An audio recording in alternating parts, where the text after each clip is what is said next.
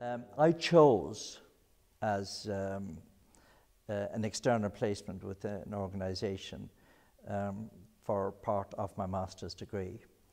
I had two options. One, I had an opportunity to talk to the APPG, which is the All-Party Parliamentary Group, and I also looked at the Irish in Britain. I felt that that was the direction I wanted to go, and I went and met the project manager on what is called the Irish Voices project, and this is under the auspices of the Irish in Britain. The Irish in Britain was established about 40 years ago, and originally it was known as the Federation of Irish Societies, and in November 2013 it had a new name and a new launch to the Irish in Britain. It's an organisation sponsored financially by the Irish government, and it's a charitable organisation, and its main theme is looking after the interests of all age groups, but mainly with specific attention to Irish people who came in the early decades of the previous, middle decades of the previous century.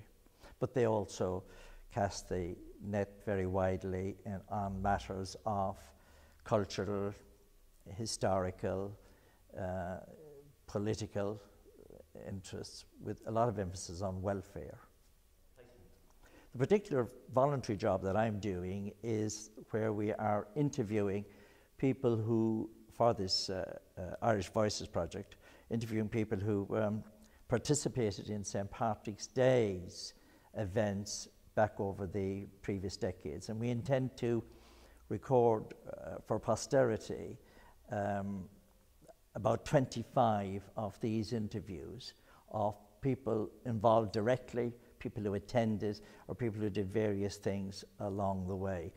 And it's going to be kept, the records are going to be kept by the London Metropolitan Archives, and it's going to be hopefully available for people in the decades and centuries to come to be able to go back and hear, and in some cases view, items that were recorded on events that took part in the middle of the 20th century.